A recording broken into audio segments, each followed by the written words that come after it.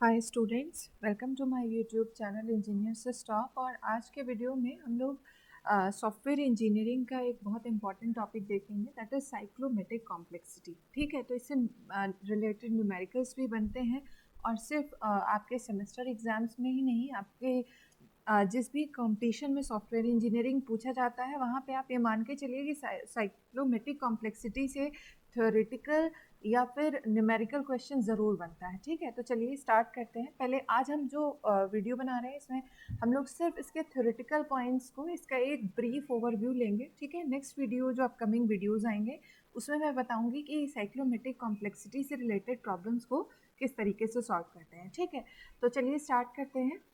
What is cyclometric complexity and why we use cyclometric complexity? ठीक है, तो इसका जवाब है it is a software metric. Okay, what is this? It is a software metric that measures the logical complexity of the program code. Okay, तो आपके जो programme है या जो आप सॉफ्टवेयर है, कॉम्प्लेक्सिटी, उसकी लॉजिकल कॉम्प्लेक्सिटी को मेजर करने के लिए हम साइक्लोमेट्रिक कॉम्प्लेक्सिटी को यूज करते हैं। ठीक है, and it counts the number of decisions in the given program code. ठीक है, ये डिसीजंस आपके क्या होते हैं? डिसीजन मेकिंग स्टेटमेंट्स, जैसे आपने इफ एल्स स्टेटमेंट ले लिया, स्विच केस ले लिया। ठीक है, तो ये सारे आपके क्या होते हैं? डिसीजन मेकिंग स्टेटमेंट्स होते हैं।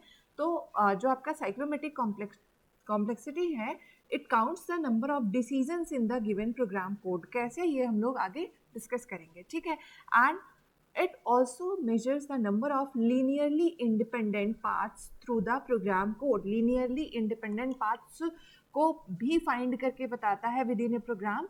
और इसको बताने के लिए सबसे पहले आपको एक कंट्रोल फ्लो ग्राफ बनाना पड़ता है। मतलब आपके पास जो प्रोग्राम है, ठीक है, उसको हम एक ग्राफ में कन्वर्ट करते हैं।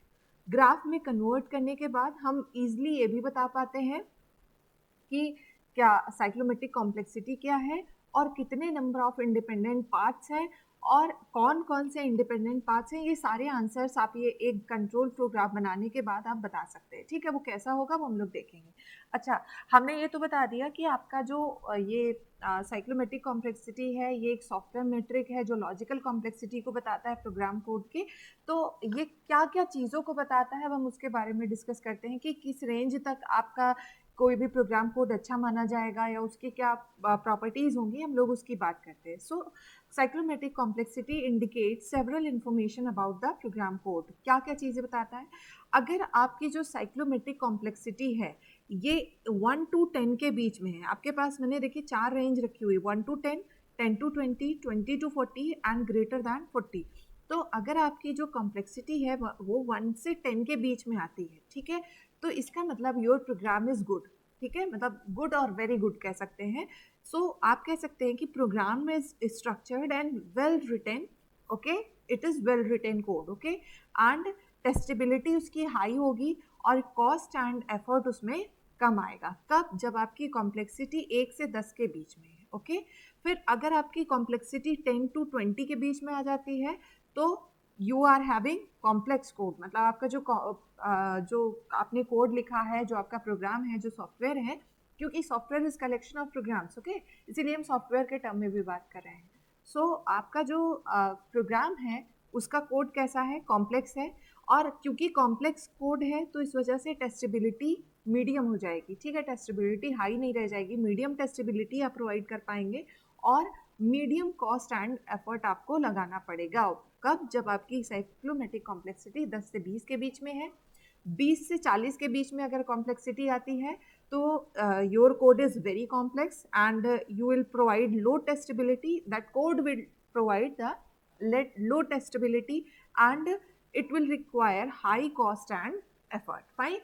And लास्ट वन इज, अगर आपकी कॉम्प्लेक्सिटी ग्रेटर दैन 40 हो जाती है, ठीक है, तो आपका कोड टेस्टेबल रह ही नहीं जाएगा और आपका जो कोड होगा that is highly complex code और आपको ऐसे सॉफ्टवेयर्स को बनाने के लिए बहुत ज़्यादा कॉस्ट और बहुत ज़्यादा एफर्ट की ज़रूरत पड़ेगी। तो आपका जो साइक्लोमेट्रिक कॉम्प्लेक्सिटी, आप समझ सकते हैं कि कितना इंपॉर्टेंट चीज़ों को रिफ्लेक्ट करता है। ठीक है, और ये आप सिर्फ आपको क्या करना रहता है, आप प्रोग्राम को एक फ्लो ग्राफ में कन्वर्ट करेंगे और जो भी आपके पास साइक्लोमेट्रिक कॉम्प्लेक्सिटी आएगी उसके बेसिस पे आप बहुत आसानी से बता सकते हैं कि आपका जो प्रोग्राम है वो किस तरीके का है, स्ट्रक्चर्ड है, वेल रिटन है, कॉम्प्लेक्स है, बहुत कॉम्प्लेक्स है या हाईली कॉम्प्लेक्स है। ठीक है, तो ये सारी चीज़ें आप बता सकते हैं by calculating the cyclomatic complexity. Fine, चलिए आप देखते हैं what are importance of cyclomatic complexity. It helps in determining the software quality. Obviously आप बता सकते हैं कि सॉफ्टवेयर की क्वालिटी क्या है,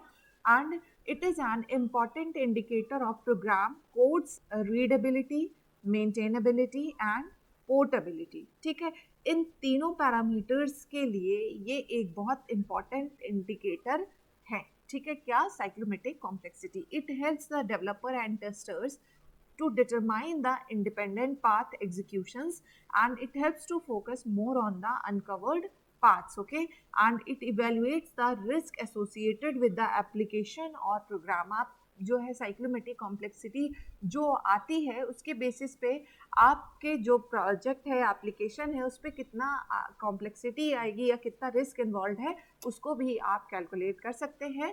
And it also provides the assurance to developers that all the parts have been tested at least once। ठीक है, तो ये सारे आपके रोल्स हैं, आप कह सकते हैं कि साइक्लोमेट्रिक कॉम्प्लेक्सिटी के इम्पॉर्टेंस है। ठीक है, now come to the properties. What are properties of cyclomatic complexity?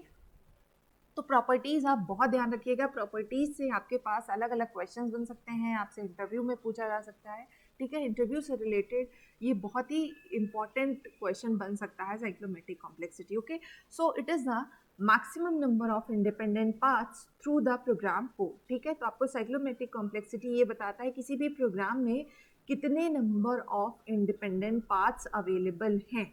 ठीक है, and it depends only on the number of decisions in the program code. Decisions आपके क्या है, मैंने ऑलरेडी बता दिया। डिसीजन मेकिंग स्टेटमेंट्स क्या होते हैं, इफ एल्स, नेस्टेड इफ, और ये सारे जो है आपके क्या होते हैं, डिसीजन मेकिंग स्टेटमेंट हैं।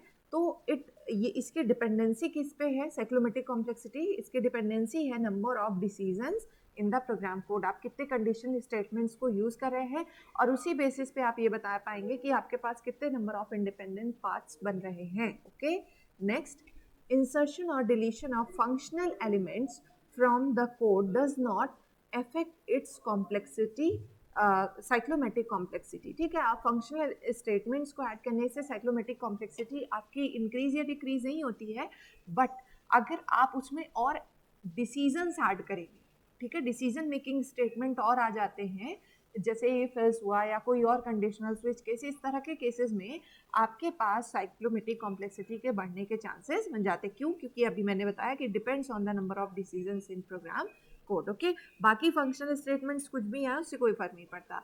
And last point is it is always greater than और इक्वल टू 1।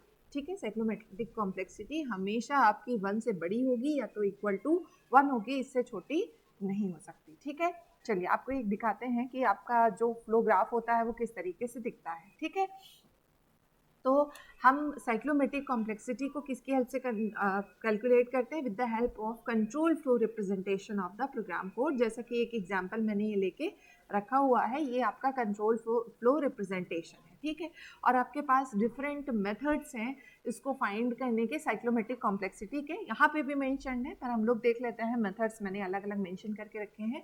तो सी, आपके पास जो सबसे पहला और सबसे आसान सा मेथड है, ठीक है, क्या है? Cyclomatic complexity is equals to total number of closed region in control flow graph plus 1। ठीक है, तो प्रीवियस स्लाइड पे आइए, total number of closed region, देखिए आपके पास 1 2 3 4 5 इतने क्लोज्ड रीजन बन रहे हैं। ठीक है, तो आपके पास टोटल क्लोज्ड रीजन 5 है, तो साइक्लोमेट्रिक कॉम्प्लेक्सिटी क्या हो जाएगी? 5 + 1 दैट इज इक्वल्स टू 6। ठीक है, तो ये हो गया हमारा साइक्लोमेट्रिक कॉम्प्लेक्सिटी बताने का पहला तरीका। अगर आपको क्वेश्चन में कंट्रोल फ्लो ग्राफ गिवन है तो आप क्लोज रीजन को काउंट करिए, उसमें +1 ऐड कर दीजिए, आपको साइक्लोमेट्रिक कॉम्प्लेक्सिटी मिल जाएगी। ठीक है, सेकेंड मेथड, आप ये बहुत पुराना फॉर्मूला है, अगर आपने ग्राफ थ्योरी वगैरह पढ़ा है तो उसमें भी आपने देखा होगा, E - n+2। ठीक है, ये आपका साइक्लोमेट्रिक कॉम्प्लेक्सिटी का बेसिक फॉर्मूला ये है, E - n+2, जहाँ पे E क्या बताता है? Number of edges. ठीक है, number of edges in control flow graph, n is the number of nodes. ठीक है, number of nodes in control flow graph +2, ठीक है। तो चलिए प्रीवियस वाली स्लाइड पे आते हैं, देखते हैं कि हमारे पास क्या बनेगा यहाँ पे साइक्लोमेट्रिक कॉम्प्लेक्सिटी।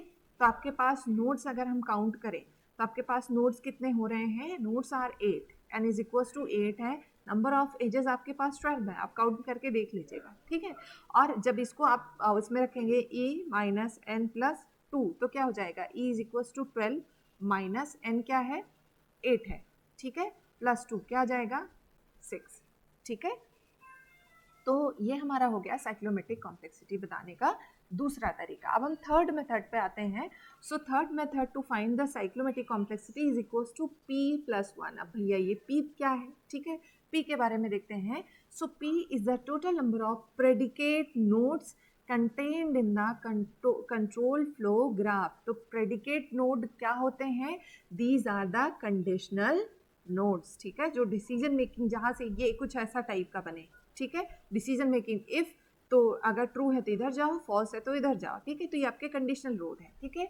तो आपके पास जितने भी प्रेडिकेट नोड्स होंगे +1 आप कर देंगे तो आपको साइक्लोमेट्रिक कॉम्प्लेक्सिटी मिल जाएगा। चलो देख लेते हैं कहाँ कहाँ पे आपको डिसीजन मेकिंग वाला सिनारियो दिख रहा है।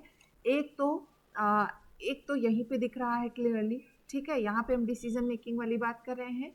और ये भी एक कंडीशनल स्टेटमेंट ही बन रहा है, देखो यहाँ से 2 डायरेक्शंस यहाँ से ले रहा है, ठीक है, और एक हमारा ये बन रहा है, ठीक है। तो ये हो गए 3, और इसके अलावा देखो ये भी है क्या, ये भी हमारा कंडीशनल, ये 6 वाला 6, ये एक ये जा रहा है, एक ये जा रहा है, ठीक है। तो इस तरह से आपके पास टोटल नंबर ऑफ जो क्या कहते हैं प्रेडिकेट नोड हैं वो हो जाएंगे 5, और आपके पास जो कॉम्प्लेक्सिटी हो जाएगी 5+1। अगर आप प्रेडिकेट नोड आपको फाइंड करने में दिक्कत होती है तो सबसे आसान तरीका है, आप क्लोज इनक्लोज रीजन को देखिए, 1 2 3 4 एंड 5, 5 आया +1 कर दीजिए, आपको टोटल क्या हो जाएगा साइक्लोमेट्रिक कॉम्प्लेक्सिटी 6, या फिर e माइनस एन प्लस 2। इसको याद रखिए, आप साइक्लोमेट्रिक कॉम्प्लेक्सिटी से रिलेटेड सारे प्रॉब्लम सॉल्व कर लेंगे।